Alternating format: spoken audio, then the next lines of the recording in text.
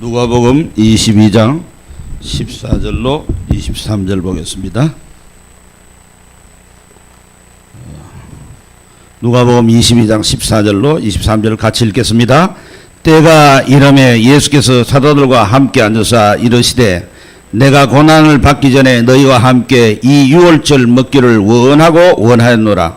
내가 너에게 이르노니 이 유월절이 하나님의 나라에서 이루기까지 다시 먹지 아니하리라 하시고 이에 잔을 받으사 감사 기도하시고 이르시되 이것을 갖다가 너희끼리 나누라. 내가 너에게 이르노니 내가 이제부터 하나님의 나라가 임할 때까지 포도나무에서 난 것을 다시 마시지 아니하리라 하시고 또 떡을 가져 감사 기도하시고 떼어 그들에게 주시며 이르시되 이것은 너희를 위하여 주는 내 몸이라. 너희가 이를 행하여 나를 기념하라 하시고 저녁 먹은 후에 잔도 그와 같이 하여 이르시되 이 잔은 내 피로 세우는 새 언약이니 곧 너희를 위하여 붓는 것이라.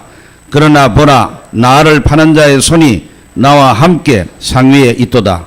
인자는 이미 작정된 대로 가거니와 그를 파는 그 사람에게는 화가 있으리로라 하시니 그들이 서로 묻되 우리 중에서 이 일을 행할 자가 누구일까 하더라.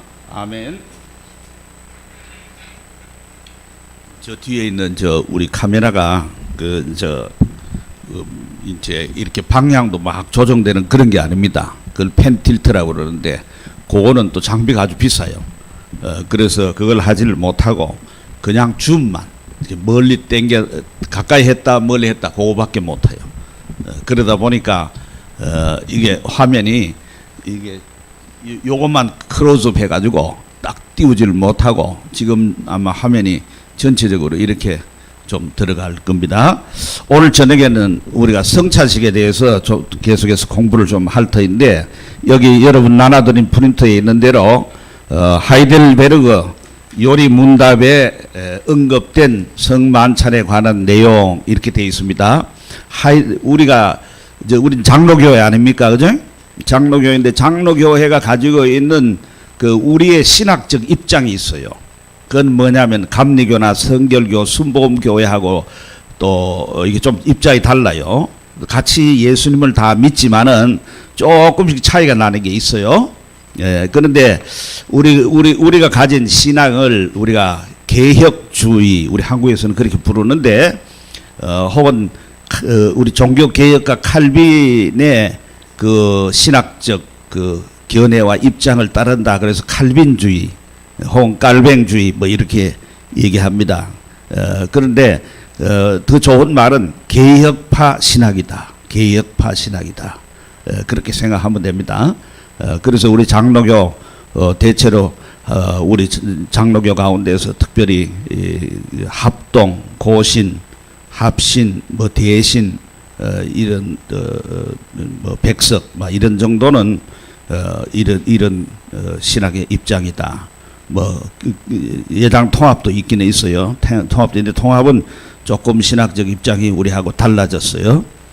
그리고 기장은 완전히 좀 많이 벗어났고 그런 입장입니다. 그래서 우리가 믿는 거는 이제 그 역사적으로 개혁파 신학에서 믿는 거는 세 개의 그 신조 신앙 고백이 있어요. 그 가운데 하나가 하이델베르그 요리 문답입니다. 이거는 1563년 그때 만들어졌습니다. 그때 만들어졌어요. 그러면 이래 생각해 보세요. 1592년 63년부터 한 30년 뒤에 우리나라는 임진왜란이 일어났습니다. 일본의 침략을 받아가지고 나라가 아주 초토화돼 버렸습니다. 선조 임금이 저 의주권이 몽진이라고 해서 말하자면 도망간 거요, 피난 간 거요. 그 나라가 그 모양이에요. 그럴 때 이 유럽의 국가들은 기독교 신앙을 가지고 있었는데 그 신앙이 지금도 그대로 믿을 수 있는, 그러니까 더 뭐 거기서 더 버티거나 부족하다 이렇게 느끼지 않을 만큼 확실한 신앙을 가지고 있었습니다. 그러니까 그렇게 그런 신앙을 가지고 신앙생활 하는 사람들하고 또 그런 나라들하고 이건 뭐 우리가 조선 시대가 아시다시피 유교를 숭상했지만은 불교도 또 사실 많이 있었어요. 이런 참 하나님을 모르는 민족하고는 참 엄청난 차이가 있죠. 그래서 지금도 사실은 기독교 신앙을 가지고 있는 국가들이 다 잘 살고 유럽이 다 잘 살잖아요. 미국이 다 잘 살잖아요. 그리고 또 그런 나라들이 전 세계를 주도하고 있어요, 지금. 그렇죠. 그런데 이제 여기 하이델베르그 요리문답이라는 그게 있는데, 그거는 원래는 이 유럽에 또 장로교회가 있고 개혁교회가 있어요. 다 신학은 그 입장은 같아요.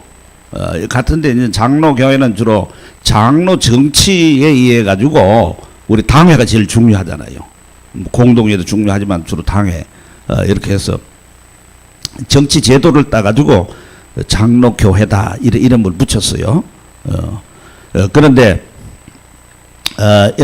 이 개혁파 교회는 저녁 예배, 원래 오후 예배라는 게 없어요.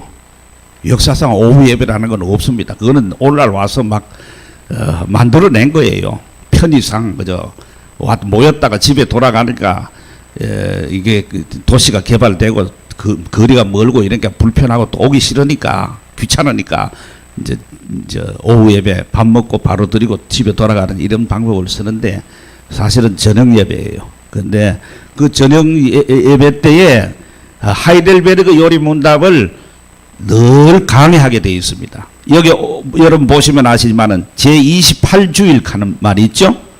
제28주일. 그것도 맨 밑에 내려가 보시면은 밑에서 하는 서너 줄 보면 제29주일 돼 있죠. 1년이 52주, 53주 이렇게 돼 있잖아, 그죠?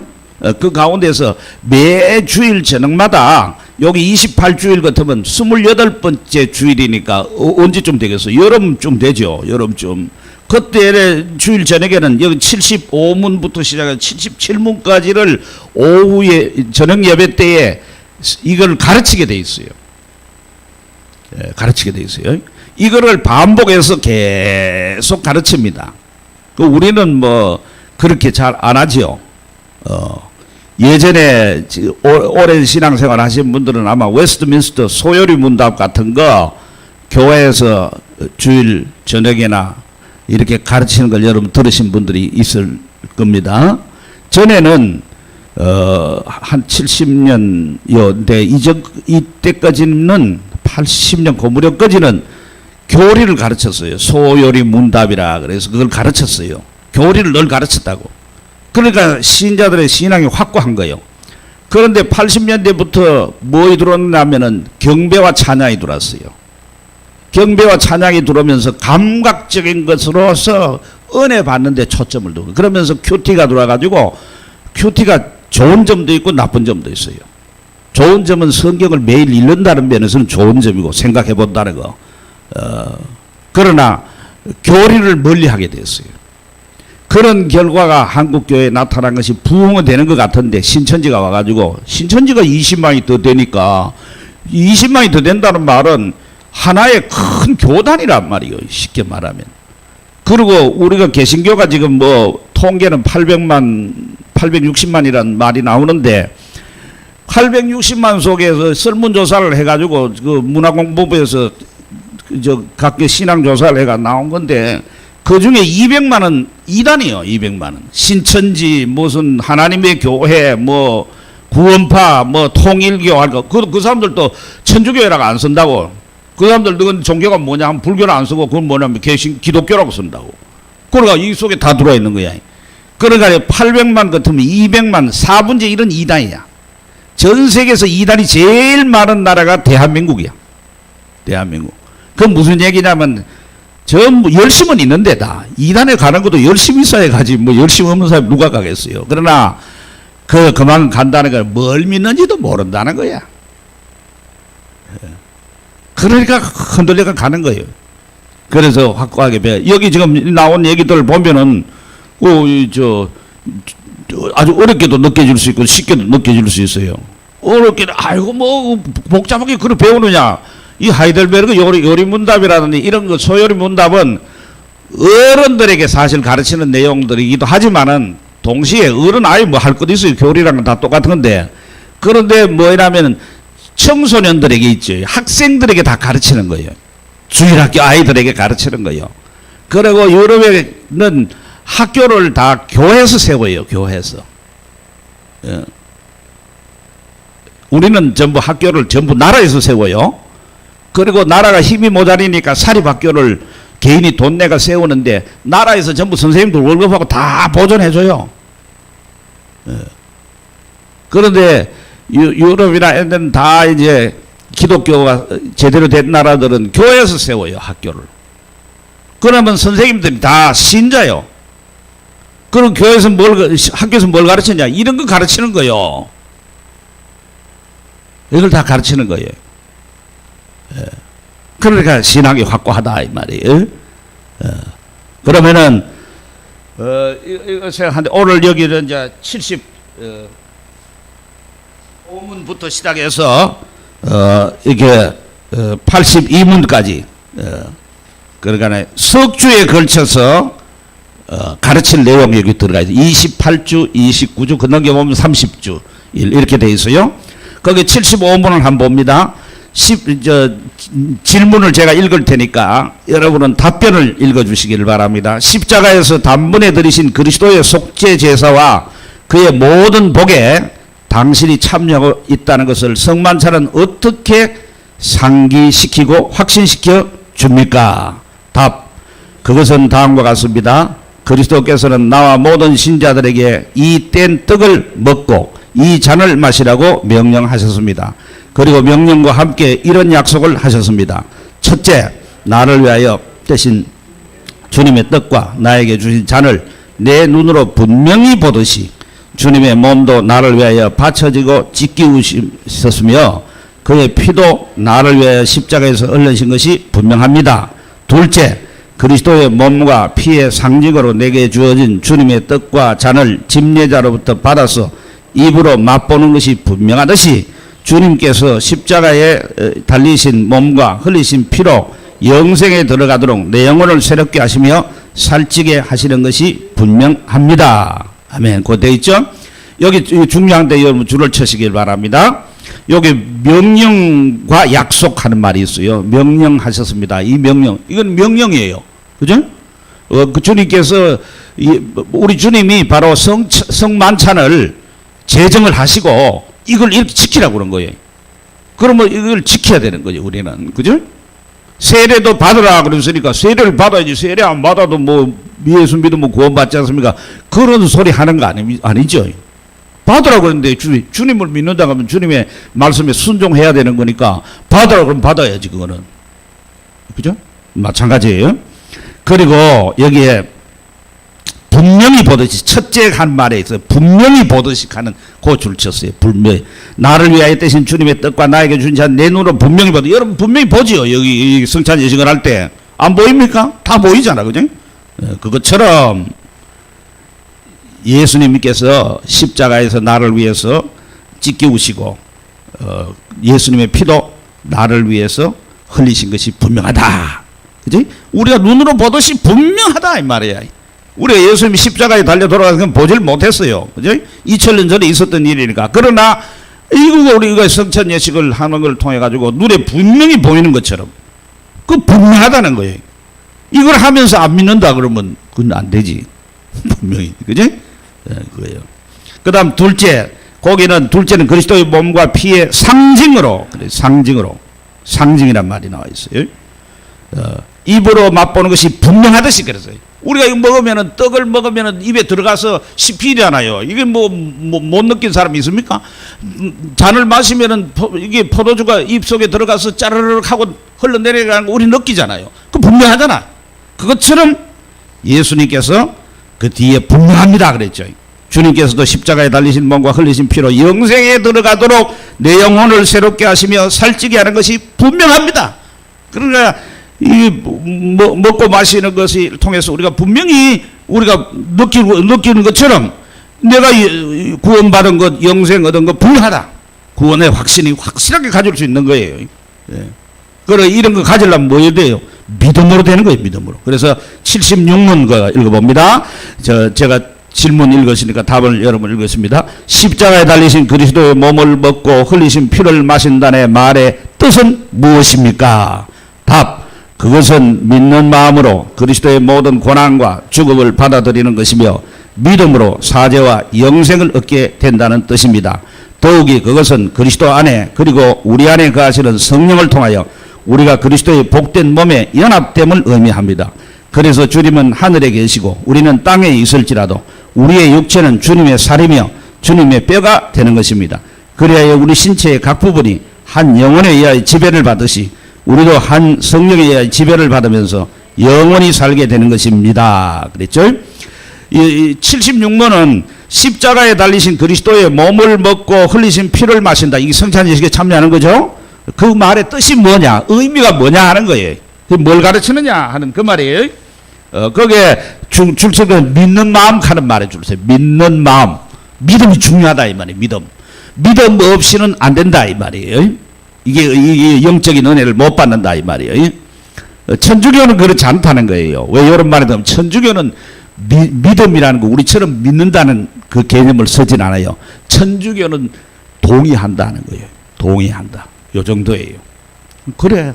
나도 그래. 그렇게 생각해. 그러면 거의 그걸 믿음으로 쳐주는 거예요. 예. 그죠?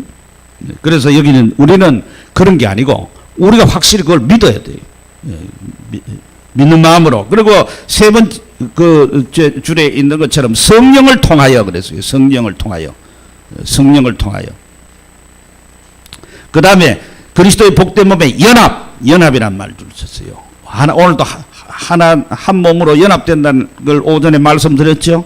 그러니까 성령을 통하여 그리스도의 몸에 연합됨을 의미하는 거예요.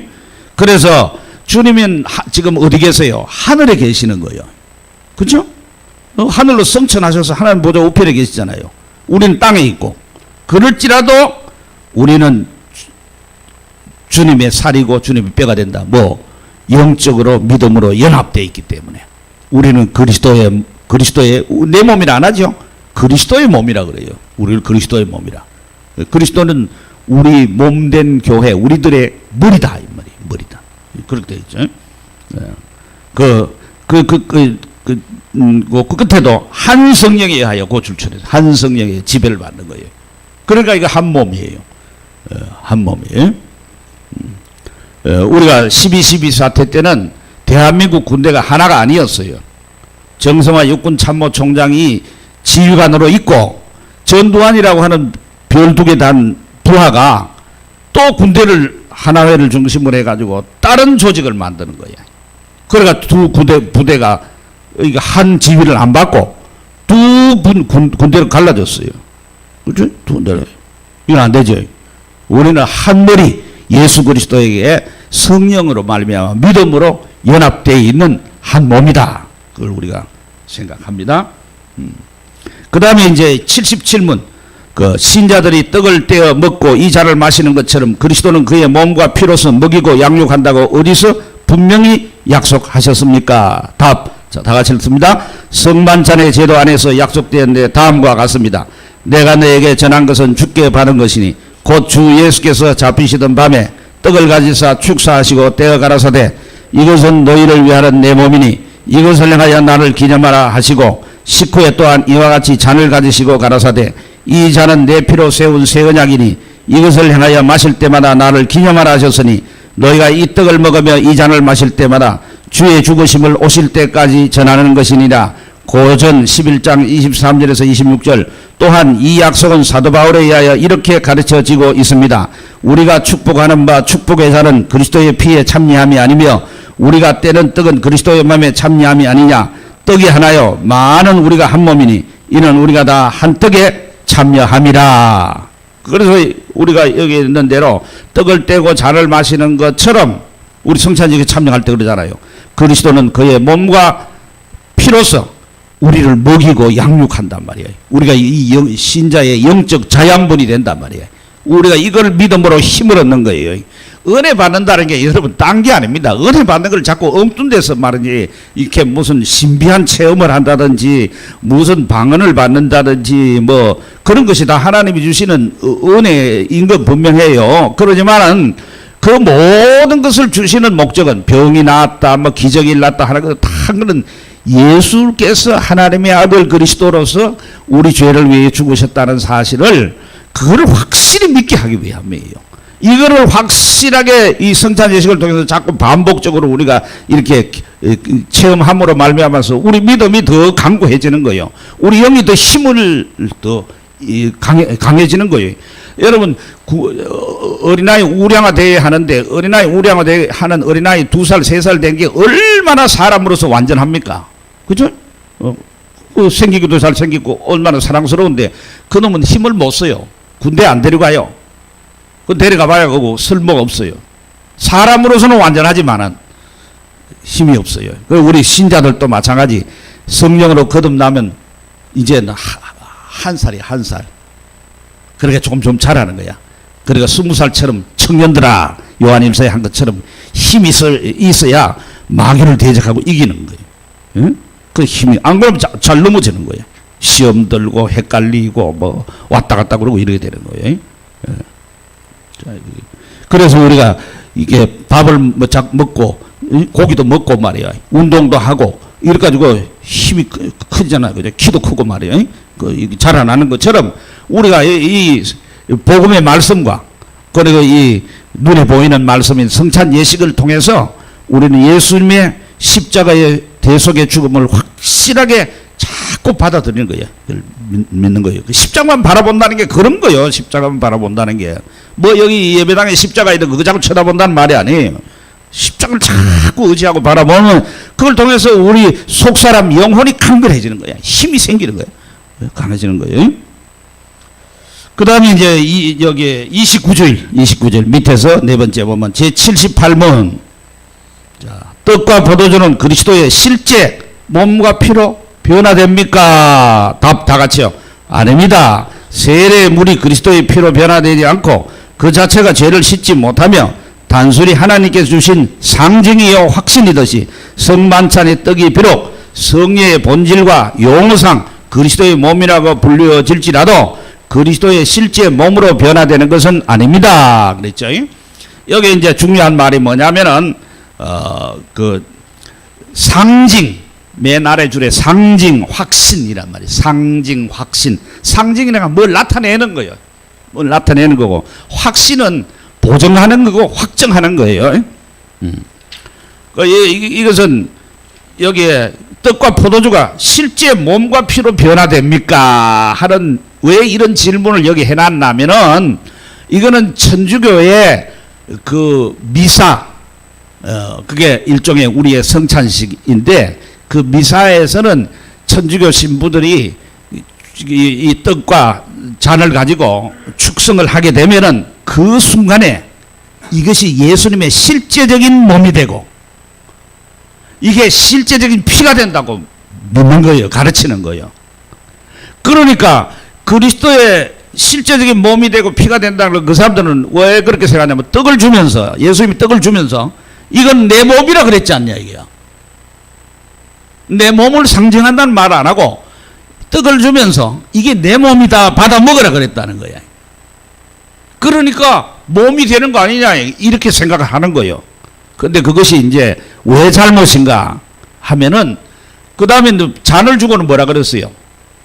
이거는 너희를 위하여 흘리는 바 나의 피 곧 언약의 피라 그랬다 그래요.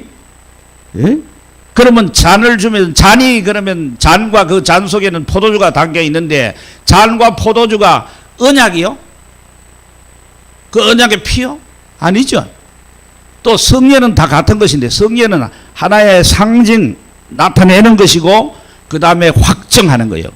확정하는 건데 예를 들면은 세례 줄 때 물로 가지고 세례를 주잖아요. 그렇죠? 우리 우유로 가서 세례를 주거나 이런 거 안 하거든. 그렇죠? 물로 세례를 주면은 물로 세례를 줄 때 그러면 그 물로 세례 줄 때 그 물이 예수님의 피요? 아니죠. 그건 물이에요 분명히. 물이 우리 죄를 씻습니까? 그럼 목욕탕 주인이 죄를 깨끗하게 씻게? 그거 아니잖아. 사우나 제일 말댕기 있는 사람이 죄가 없어져요? 그 물을 가지고 이게 잠기는 것이라든지 물을 가지고 뿌리는 것은 물은 구약 시대에 정결케 하는데 사실은 물은 전부 깨끗하게 하는 거예요. 여러분 세수할 때 뭘로 씁니까? 물로 사죠. 손 씻는 거 세면 세수 그릇 씻을 때 다 뭘로 합니까? 물로 하잖아요. 빨래할 때 뭘 합니까? 물로 하잖아요. 물은 씻어내는 거예요. 그런데 우리의 죄를 물로 씻어냅니까? 아니죠. 예수님의 피로 씻어내는 거예요. 피로. 예? 피로 씻어내는 거예요. 그러니까 그 세례 줄 때 물이 피가 되는 거 아니잖아. 그것처럼 이 떡은 떡이지 그게 예수님의 실제 몸이 되는 거예요. 이걸 화채설이라 그래요. 몸이 되니까 예수님이 여기 몸이 있으면 어떡하겠어요? 근데 몸이 된다는 것도 말이 안 되는 게 몸이라는 건 뼈다구도 있어야 몸이지. 쌀만 있고 피만 있으면 몸이요? 뼈도 있어야 되죠. 그것도 말이 안 되고. 그러니까 이게 이제 이 천주교에서는 이 축성을 누가 하냐? 평신도가 할 수 없어요. 이거는 신부만 하는 거야. 그러니까 신부가 없으면 교회가 아닌 거야, 이게. 왜? 예수님의 몸과 살을 이거를 가지고 제사인데, 구약의 제사를 지내는 건데, 이 제사를 신부가 없으면 제사가 안 되는 거야. 우리는 목사가 없어도 우리끼리 모여가 예배 드리면 예배가 돼요. 그런데 천주교는 저기들끼리 모여 예배하면 예배가 안 돼요. 신부가 반드시 축성을 해가지고 떡을 나눠줘야 돼요. 포도주를 나눠줘야 되고. 포도주는 뭘 평신도에 안 줘요. 안 주는 거 왜 안 줍니까? 예수님 피를 갖다 바닥에 쏟아붓는다. 만일에 잘못해가 쏟아 뭐야 될 거야. 그럼 큰일 날 일이지. 그러니까 안 주는 거야. 그럼 누가 먹는? 지금만 먹는 거야. 예? 그리고 이게 예수님의 실제적인 몸이라면은 그다음 어떻게 되겠어요? 우리가 예수님의 실제적인 몸은 실제적인 몸일 수가 없는 것이 실제적인 몸은 저기 천국에 가 있지. 하나님 보좌 우편에 있지. 실제적인 몸이니까 어떻게? 거기다가 엎드려 절해야 되지. 예수님이 왔으면 우리 절해야 되는 거 인사드려야 되는 거 당연하잖아요. 그게 성체 조배로 나타나는 거예요. 그래서 그걸 보고 막 절하잖아. 그래서 그거는 우상숭배다 이 말이에요. 자, 그다음에 이제 조금 더 읽어보고 우리가 또 정리해서 말씀을 드리겠습니다. 그 뒤에 나오는 이 작은 글씨로 된 성경 구절들은 그 앞에 나오는 그 답에 끝에 보면은 숫자가 있어요. 그 숫자인데 그 말이 어디서 나왔느냐? 성경 여기서 나왔다 하고 참고 구절을 적어 놓은 거예요. 그 다음에 79문, 제 79문. 그러면 왜 그리스도께서는 떡을 자기 몸이요 잔을 자기 피 혹은 피로 맺은 새 언약이라고 부르셨습니까? 그리고 사도 바울이 만찬을 그리스도의 몸과 피에 실제적으로 동참하는 것, 직접 먹고 마시는 것이라고 말하는 이유는 무엇입니까? 답 다 같이 읽어봅니다. 거기에는 충분한 이유가 있습니다. 그리스도께서는 우리에게 떡과 포도주가 우리 육신의 생명을 살찌게 하듯이 십자가에 달리신 자신의 몸과 흘리신 피가 진실로 우리 영혼을 영생에 이르도록 살찌게 한다는 것을 가르치시려는 것입니다. 그러나 더욱 중요한 것은 우리가 그를 기념하면서 이 거룩한 상징물들을 실제로 받아 먹듯이 우리도 성령의 사역으로 말미암아 눈에 보이는 상징과 보정에 의하여 주님의 실제 몸과 피에 참여한다는 것을 확신시켜 주시려는 것입니다. 그리고 마치 우리가 몸속 고난을 겪어 죄값을 지불한 것처럼 주님의 고난과 순종을 우리의 공로로 간주해 주신다는 것입니다. 그래서요. 그 다음 30주일이 거기 나와 있는데 80문 성만찬은 로마 카톨릭의 미사와 어떻게 다릅니까? 그래서 답 같이 읽어봅니다. 성만찬은 십자가에서 단번에 들이신 예수 그리스도의 영원한 속죄를 통해서 우리 죄가 완전히 용서받았다는 선언입니다. 또한 그것은 성령께서 하늘 아버지 우편에 계시면서 우리의 경배를 받으시는 그리스도에게 우리를 연합케 하신다는 선언입니다. 그러나 미사는 그리스도의 몸이 사제들에 의하여 날마다 신자들과 산자들과 죽은 자를 위하여 드려지지 않는다면 그의 십자가 고난을 통해서는 사제를 얻지 못한다고 가르칩니다. 또한 그리스도의 몸이 떡과 포도주의 형태로 나타나셔서 그곳에서 그리스도가 경배를 받으신다고 가르칩니다. 그러므로 미사는 단번에 드리신 예수 그리스도의 희생제사를 근본적으로 부인하는 것이며 저주받을 우상 숭배인 것입니다. 그래서요. 여기 분명하게 얘기를 했습니다. 천주교는 이 성찬 예식이라고 할 수 있는 이 미사와 우리 개신교의 성만찬은 완전히 다른 겁니다. 형태는 비슷하잖아요. 그런데 천주교에는 신부가 그 축성을 함으로 말미암아서 몸이 돼서 그 시간에 제사를 드리는 거예요. 그러니까 미사를 매번 드리잖아. 그 천주교는 그 미사에서 성찬을 하는 이 소위 말하면 이것이 우리처럼 한 달에 한 번이라든지 뭐 1년에 몇 차례 하는 게 아니고 매번 그걸 하게 돼요. 그게 핵심이에요. 사실 천주교에는 강론이 없었어요. 설교가 없었어요. 우리나라 천주교도 설교를 신부들이 지금은 하는데 못했어요. 그러니까 신부들 보고 이제 설교하라고 교회에서 그 천주교에서는 강론이라고 그러는데, 강론이라는 말이 잘못된 말이에요. 강론의 말은 좋은 말입니다. 우리 개신교에서 써도 되는 좋은 말이에요. 사실 설교란 말은 설법이란 말하고 비슷한 그 데서 나오는데 이 불교적 용어예요. 근데 그걸 우리가 이제 그 설교할 수 있는 권한을 주는 거를 시험을 쳐서 주잖아요. 강도사라고 그러잖아요. 강도라는 건 강도하는 게 아니고 도를 강한다, 가르친단 말이에요. 진리의 말씀을 가르치는 자격을 교단이 공식적으로 허락하는 거예요. 그때서부터 비로소 설교할 권한이 공인된 거예요. 그 사람에게. 너는 모든 걸 갖춰가지고 이제는 어디서든지 설교할 수 있다. 이거예요. 그래서 강도사예요. 그래 어떤 사람 모르고 강도사는 뭐 목사되는 중간에 단계 아이가. 그래가지고 준 목사라 하자 뭐 그런 거 없애자 이러는데 유럽의 개혁교회들이 강도사를 만든 것은 설교자가 그만큼 중요한 거예요. 이게 왜 그러냐면은 여러분 생각해 보세요. 우리는 생각할 때 이 설교를 아무나 할 수 있다 이렇게 생각하는데 이게 요리하는 거 똑같잖아요. 그죠? 음식을 생각해보세요. 음식을 우리가 영양가 있고 먹기 좋게 요리를 하는 게 이게 필요한데 엄마가 요리를 해주는데 요리가 항상 좋아요. 먹고 영양가도 있고 뭐 다 좋아요. 그런데 가끔 독약을 넣어줘요.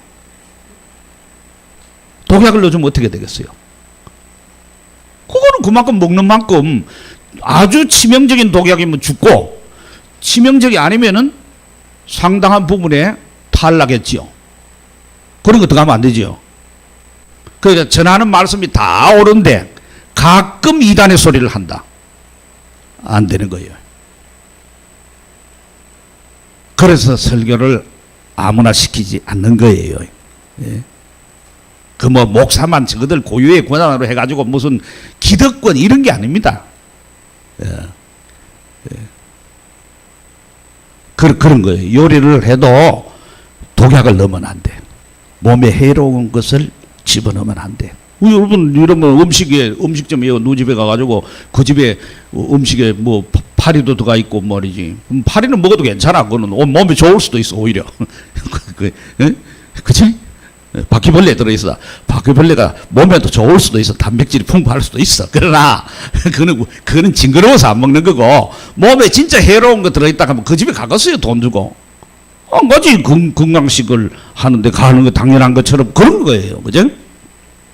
그래서 이 미사와 어떻게 다냐. 미사는 그러면 신부가 계속해서 십자가에 죽으신 그 그리스도의 제사를 자꾸 재현하는 거예요. 반복하는 거예요.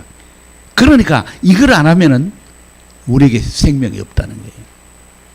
이거는 뭘 위배되냐면 히브리서에 예수님이 십자가를 통해서 단번에 영원한 제사를 지내신 거예요. 예수님이 십자가에 달려 돌아가심으로 다 이루었다 한 거예요. 그 한 번으로 좋아요. 예수님이 또 십자가에 죽고 또 십자가에 죽고 할 필요가 없어요.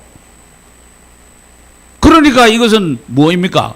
이래가지고 이걸 갖다가 받들어서 절하고 이걸 섬기는 이거는 헛된 거니까 이게 우상 아니에요, 우상. 그리고 이것을 마술이라고 그럽니다. 그 왜 마술이라고 그러는 게 신부가 축성을 하면 떡이 몸이 돼버리고 피가 포도주가 피가 된다고 그러니까 이게 마술이지 뭐야.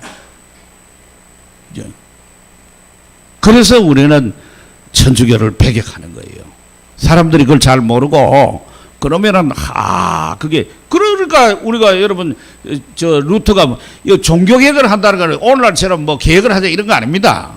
뭐 계획해도 우리 한다고 해서 뭐 누가 잡아갑니까? 그때 루터가 종교 개혁을 하고 들고 일어난다면 루터는 천주교 신부예요. 그리고 가톨릭 대학의 교수예요. 성경학자예요. 독일 말로 성경을 번역을 최초로 한 인물이에요. 성경을 번역해가 읽게 하는 게 죄예요. 여러분 생각해보세요. 성경은 하나님이 읽으라고 우리에게 준 책인데, 그러니까 믿음 생기라고 준 책인데, 성경 읽으면 죄가 돼가지고 고해성사를 해가지고 하는 게 그게 옳은 거겠어요? 그 루트가 종교개혁 할 때 그거 숨어 있었잖아요. 숨어. 오늘날 치면 뭐 어느 지역에 군주가 말이야 보호해 준 거야. 숨겨놓고 잡으러 오는 거야. 잡으러 오면 죽이는 거야. 목숨을 걸고 한 거예요. 종교개혁자들이 다 목숨을 이런 사람들이 너무너무 많아요. 성경을 번역했던 뭐 위클립 뭐 그런 사람들 다 이거 전에 여기 했죠. 더북이라고 하는 연극을 했어요. 그게 뭐냐면은 그거 다 성경 읽고 성경 번역하고 한다고 다 잡아 죽인 역사요. 이게 마귀의 역사지. 이게 무슨 성령의 역사요. 그죠? 그 목숨을 걸고 왜 개혁을 했느냐 하니까 이게 아니기 때문에, 예? 이게 바른 진리라는 것이 분명하기 때문에 개혁을 한 거예요.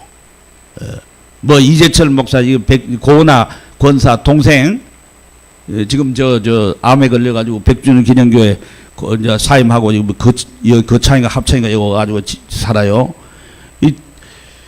이 비대면 예배가 제2의 종교 개혁이다. 그러면은 난 그런 생각이 들어요.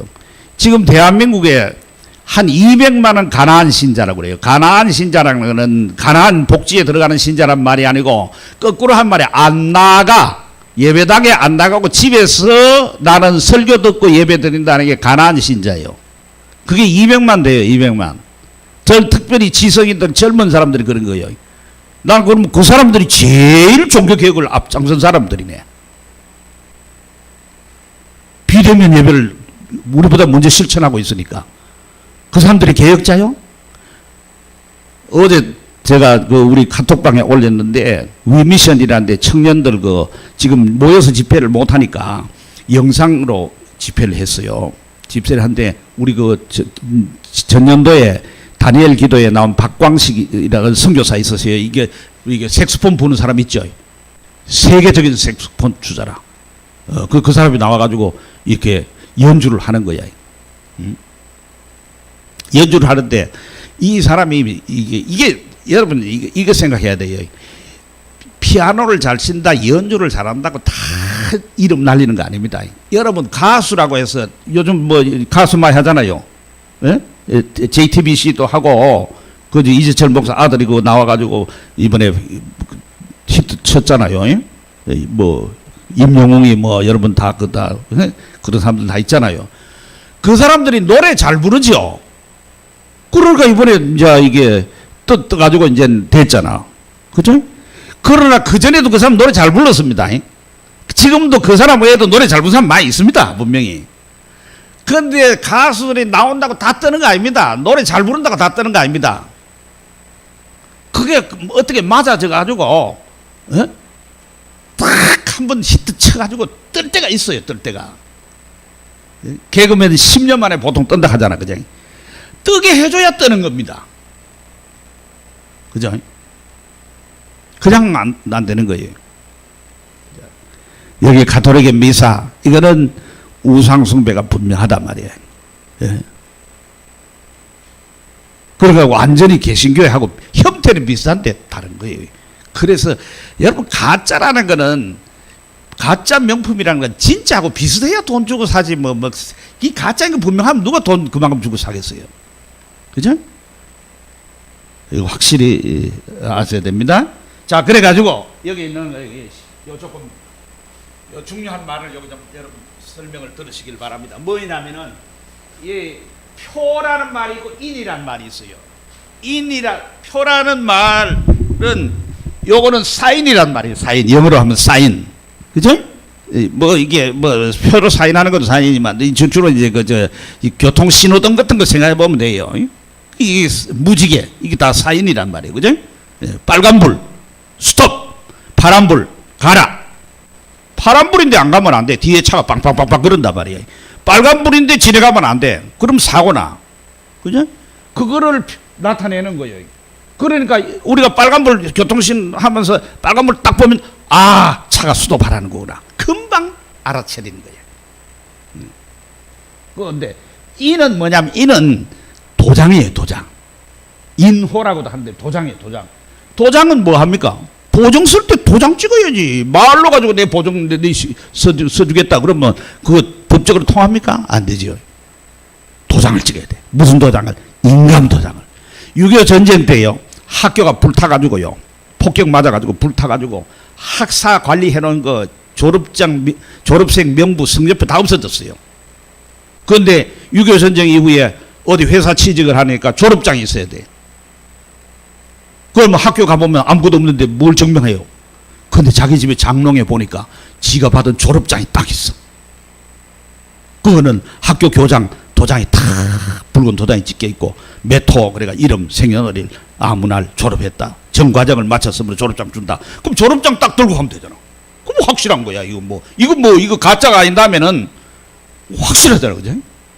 바로 이 떡을 나누고 세례를 받고 하는 거는 그냥 우리가 예수님 십자가에 죽은 것을 한번 생각해 보자 이런 게 아니고 그것이 내 죄를 위해 죽은 것이 분명하기 때문에 내가 죄 사함 받은 것이 분명하다.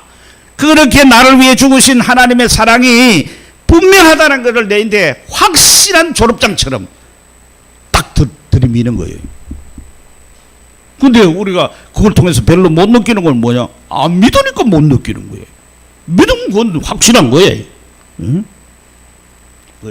그래서 우리가 사도신경 할 때도 성도 간에 교통을 한다. 교제한단 말이에요. 교제한다고 해서 물론 교제는 여러 방법이 있어요. 교제는 우리가 뭐 있습니까? 만나서 밥 먹는 것도 교제고, 그죠? 또 둘이 만나서 차집에 앉아가 대화하는 것도 교제고, 뭐 또 멀리 떨어져서 카톡으로 주고받으면 교제할 수 있고, 전화로 교제도 할 수 있고, 그렇게 또 할 수 있어요. 그러나 우리는 이 성찬 예식에 참여하는 걸 통해서 우리가 한 몸이고 한 지체들이라는 것을 확인하면서 서로 사랑하는 관계라는 걸 확인하는 거. 이거 교제하는 거, 교통하는 거예요. 우리가 하나로 연합되어 있기 때문에 이거 하는 거라 이 말이죠.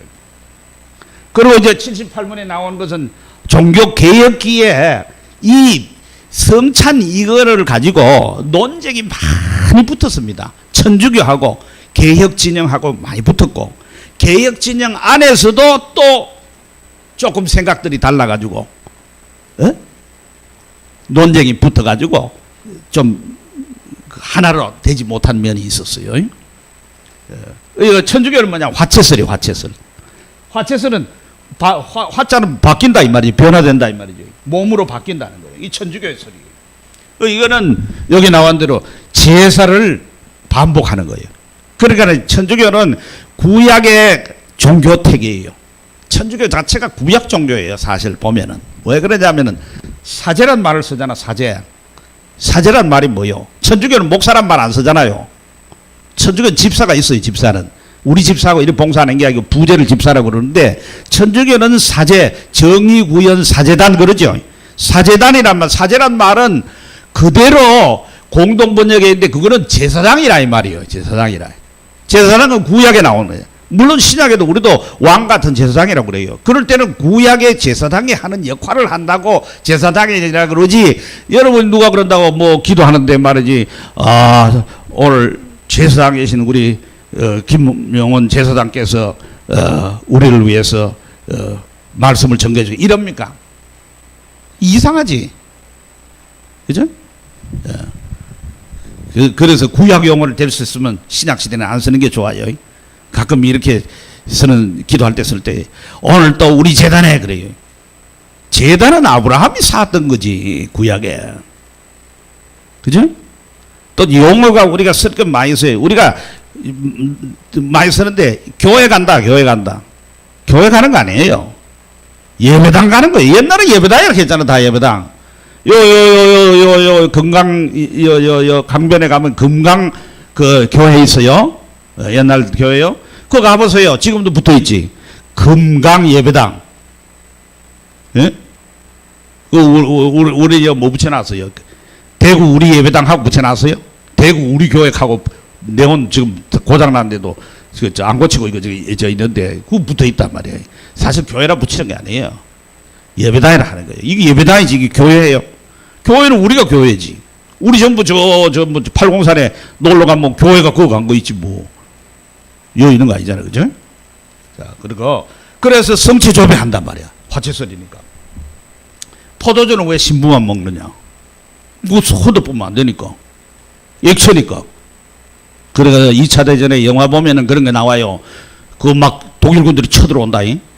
쳐들어오니까 이 사람들이 군인들이 쳐들어오면은 성당에 쳐들어왔는데 성당에 쳐들어오면 그 포도주를 많이 만들어 놨단 말이에요.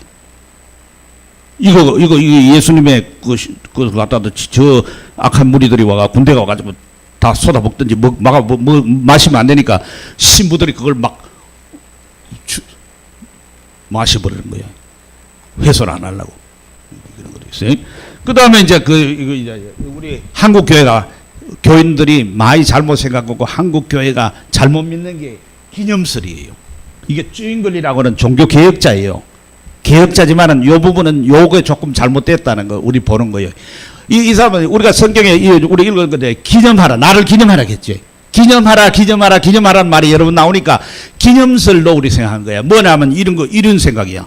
이거를 우리가 성찬 예식을 한 건 예수님이 죽으심을 우리가 눈으로 보면서 한번 생각하는 거다 하는 정도예요. 그게 기념설이에요. 이건 맞지 않아요. 그런 면이 있습니다. 면이 있는데 우리는 뭘 믿냐면 여기 칼빈이 말하는 개혁판 신학에 말하는 영적 임재설이에요. 이거 뭐냐면 단지 6.25 전쟁 상기하자 6.25 다시 보자 남은 불씨 불생길 화재 날 수 있으니까 6.25 같은 전쟁을 다시 한번 이렇게 잊어버리고 지내는데 한번 생각해가지고 그 우리가 다시 북한에 우리 외적으로부터 침입당하지 않고 우리가 정신에 무장을 하자 이런 뜻 아니겠어요, 그지? 그건 기념식이에요. 우린 기념식 하는 거 아니에요. 기념도 하기는 해요. 하는데 주님이 두세 사람 모인 곳에 특별히 함께 하시겠다고 그랬죠. 그러면 주님의 십자가의 죽으심을 이게 나타내는 이 성찬 예식을 하는 그 자리에 주님이 함께 안 하시겠어요? 주님이 특별히 함께 하시는 거예요. 그러니까 함께 하시는데 천주교처럼 몸으로 변해가 함께 하시는 게 아니고 또 루트파가 있는데 종교개혁을 한 루터를 따르는 사람들인데 이건 참 종교개혁을 했다는 면에서는 큰일을 하는 건데 그들은 요점에서는 좀 잘못 생각했어요. 요거는 애매한 거야. 뭐냐면 이 중간이야.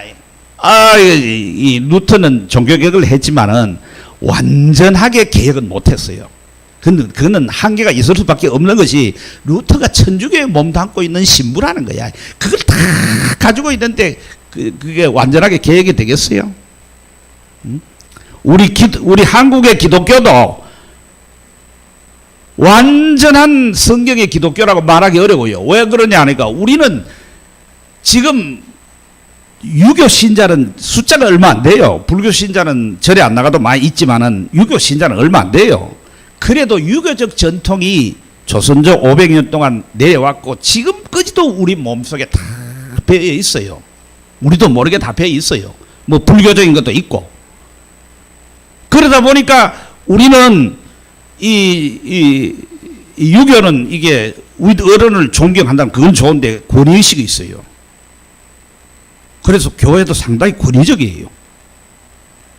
그래가지고 특별히 권위를 어디서 부리냐면 목사도 부리긴 하지만은 장로들이 잘 부려요.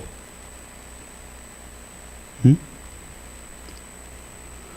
그런 것이 우리에게 있다 이 말이에요. 그죠?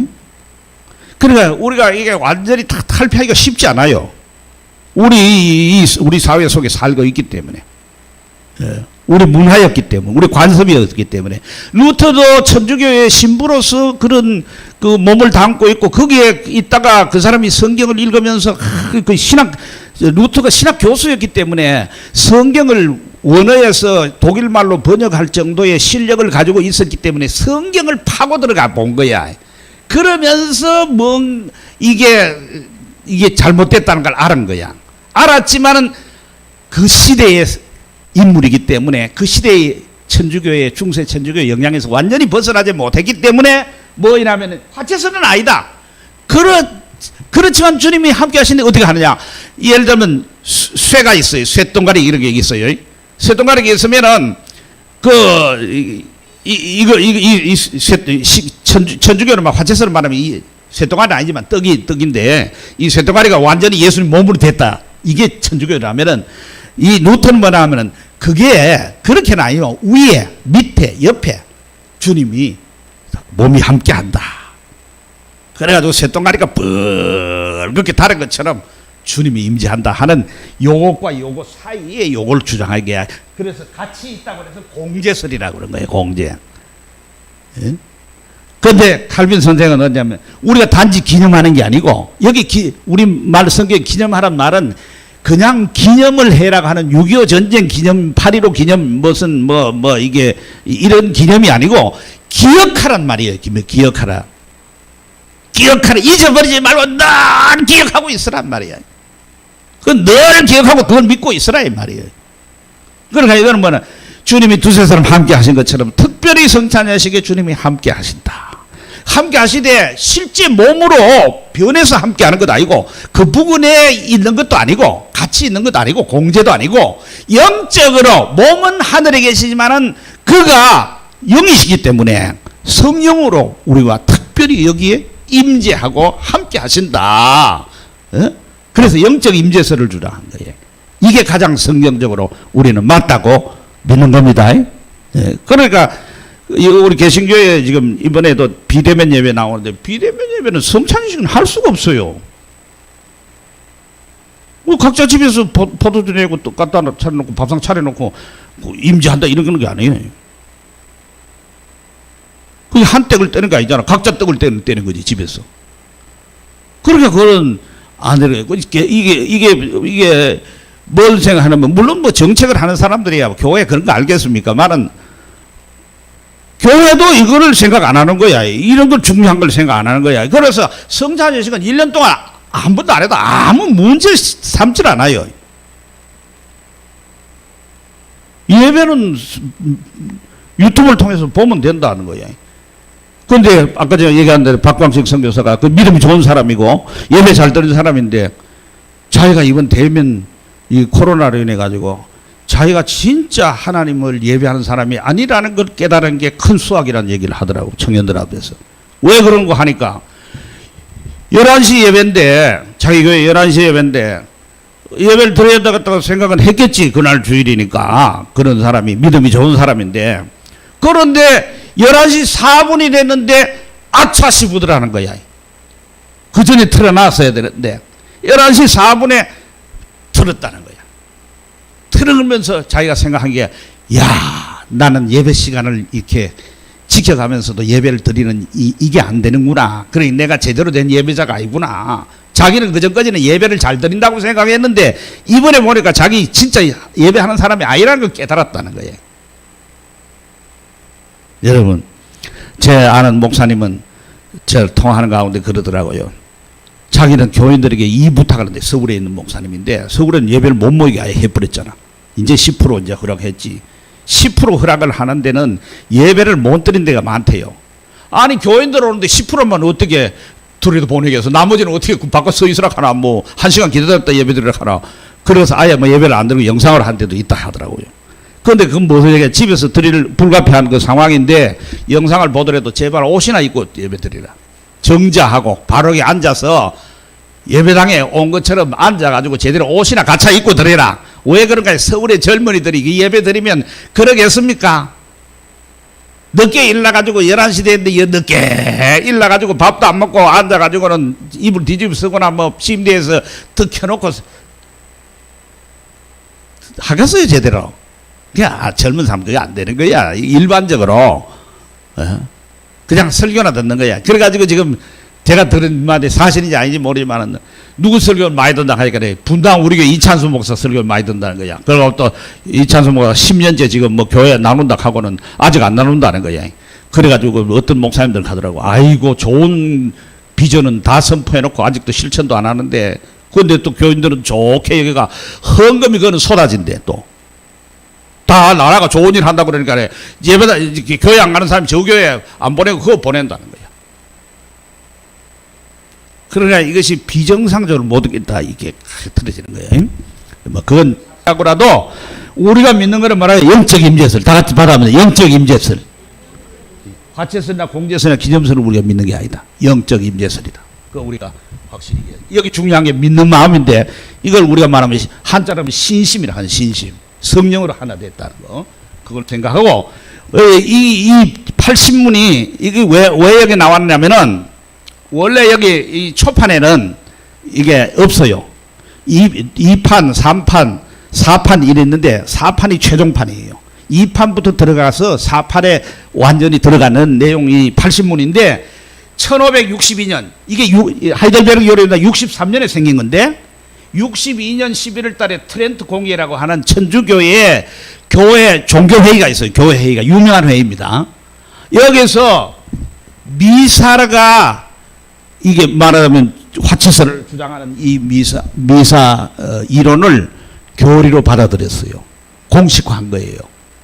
그 전까지는 이게 공식화되질 않았어요. 그런데 천주교는 우리 개신교하고 완전히 다릅니다. 어떻게 다르냐면 천주교는 성경에 없는 교리도 만들어낼 수가 있습니다. 우리는 성경에 없는 소리를 해도 안 되고, 그죠? 목사가 성경에 없는 소리를 막 하면은 그 이상하다든지 이단이라든지 이럴 거 아니겠어요, 그지? 그리고 교리를 만약 만들어가 가르친다. 그러면 그거는 백발백중 이단으로 찍혀가 쫓겨나지. 그런데 천주교는 공식적으로 교리를 만들어도 됩니다. 천주교 교리는 공식적으로 만드는 것이 왜 그러냐 하면은 교황이 교령과 도덕에 대해서 윤리에 대해서 선포하는 것은 무고하다고 믿고, 교황이 바로 그 지상에 임재한 그리스도라고 믿기 때문에, 그리스도가 못할 게 뭐 있어요? 그리스도는 할 수 있잖아. 하나님이시니까. 그러니까 교리를 만든 거예요. 예를 들면 천주교의 성모, 성천설, 무죄, 죄가 없다. 마리아가 죄가 없다고 보는 거야. 우리는 아담의 후손은 다 죄가 있잖아, 그죠? 마리아도 예외가 아니잖아. 근데 예수님이 죄가 없다. 근데 예수님의 어머니가 죄가 있으면 되겠나? 죄가 없다. 그럼 죄가 없으면 죽어서 되겠나? 땅에 묻힐 수 없죠. 그럼 어떻게 해요? 하늘로 올라갔다 성천설이 나오는 거예요. 그러다가 교리화 해버리는 거예요. 실제 터키에, 에베소에 사도 요한이 마지막을 목회했던 내 어머니를 한 그곳에 마리아의 무덤이 있단 말이에요. 지금도 파보면 해골이 있을 거예요. 그런데 뭐 성천했다고? 사람 속이는 일이지. 아니에요. 왜 아까 1판에는 초판에는 없는데 2판, 3판, 4판에 들어가면, 이때 이제 트렌트 공의회에서 이거를 미사교리를 공식하니까 이게 그 당시에는 소식이 금방 전파가 안 돼요. 몇 달이 걸려요. 그러니까 전해지는 게 그 다음 해인 63년에 전해지니까, 그때서 이걸 하이델베르크 요리문답을 만드는 사람들, 우르시아누스나 이런 사람들이, 올리비아누스나 이런 사람들이 이거를 집어넣자. 이게 잘못된 거리니까. 그래가지고 집어넣게 된 거예요. 그런 얘기가 있다는 걸 우리 기억하시고, 그 다음에 이제 80여문에 주님의 식탁에는 누가 참여할 수 있습니까? 답 같이 한번 읽어봅니다. 자기의 죄를 미워하고 고난과 죽음에 의하여 자기 죄가 용서받고 사악함이 가리워진다는 것을 믿으며 그 믿음이 더욱 강해져서 더 나은 삶을 살기를 원하는 사람들입니다. 그러나 위선자들과 회개치 않는 자들은 그들의 심판을 먹고 마시는 것이 됩니다. 그래서 누가 참여하느냐? 예수를 신실하게 믿는 사람. 그러면 누가 참석 못하느냐? 위선자, 회개치 않는 사람. 이런 사람들은 누구예요? 수찬정지라는 거 교회에서 벌을 주는 거야. 수찬정지란 말은 예배는 다 참석하는데 성찬 예식의 떡과 잔을 못 받게 하는 벌을 주는 거야. 너는 그래서 조금 벌을 줌으로 말하면 그 사람이 그리스도의 몸에 참여하고 싶은 마음을 일으켜서 회개시키려고 하는 거예요. 예, 이게 벌로 주어지는 거예요. 그 다음 82문 말과 행위로 불신앙과 불경건을 드러낸 자들을 성만전에 참여하게 해도 됩니까? 답 같이 읽어봅니다. 안 됩니다. 그것은 하나님의 언약을 무시하는 일이며 전 회중에서 하나님의 진노를 초래하는 일입니다. 그러므로 그리스도 및 사도들의 교훈을 좇아서 그리스도의 교회는 천국의 열쇠를 공적으로 사용하여 그들이 회개할 때까지는 그들을 배제시켜야 할 의무가 있습니다. 이게 성찬 예식을 아무렇게나 하는 교회가 있거든요. 그 사람들은 잘못 생각해서 그렇게 합니다. 제가 아는 어떤 목사님도 아이고 어른이고 교회 안 오는 사람 예수 세례 안 받아도 다 준다는 거야. 그걸 하냐면은 그걸 준다는 거는 이게 다 예수님의 눈에 보이는 복음이니까 복음을 선포하듯이 준다고 하는데 그건 잘못이에요. 그러면 여기 분명히 얘기해 놨거든. 뭐라고 그러냐면은 전 회중에게 하나님의 진노를 초래하는 일이다. 그거 잘못하면 진노가 교회 전체에 임한다 이 말이에요. 그게 어디 나오나 고린도전서 11장에 그게 나온단 말이에요. 너희 가운데에서 말이에요. 병든 자들도 있고 그죠? 아픈 자들도 있고 말이에요. 또 잠자는 자들도 적지 않다고. 고린도전서 11장 30절에 너희 중에 약한 자와 병든 자가 많고 잠자는 자도 적지 아니하다 그래. 잠자는 자란 말이 뭐입니까? 우리 잠자는 자란 말은 죽은 자란 말이에요. 죽는 자. 성찬 예식을 통해서 하나님이 징계를 하시면은 교회에 죽는 사람들이 있다 이 말이에요. 병들고 아프고 몸이 약해지고 죽는 사람도 생긴다 이 말이에요. 징계가 그렇게 나타난다는 거야. 이게 고린도 교회가 뭡니까? 와가지고 팔을 나누고 자꾸 다른 사람 미워하고 이러는 거. 이래가지고 바울파, 게바파, 그리스도 직통파 말이지. 아볼로파 이래 파가 나눠가지고 다툰단 말이에요. 그러면서 한 몸이라고 그러고 성찬 예식에 참여하면은 안 된다 이 말이에요. 이렇게 하는 거예요. 그러니까 이게 거룩한 이 만찬이 얼마나 중요한 것인가. 그걸 여러분 깊이 생각하시길 바랍니다. 기도하겠습니다. 사랑하시는 아버지 하나님, 오늘은 우리 신앙의 선배들이 만들었던 역사적인 우리 교리서인 하이델베르그 요리 문답에 나타난 성만찬에 대한 그 교리들 바른 진리들을 우리가 배울 수 있도록 은혜를 주심을 감사합니다. 이걸 바로 우리가 알고 믿어서 정말 이 성찬 예식에 참여할 때 그 의미를 바로 알고 참여함으로 말미암아 약속된 그 은혜와 복을 충만히 누리게 하여 주시옵소서. 우리 주 예수 그리스도 이름으로 기도하옵나이다. 아멘.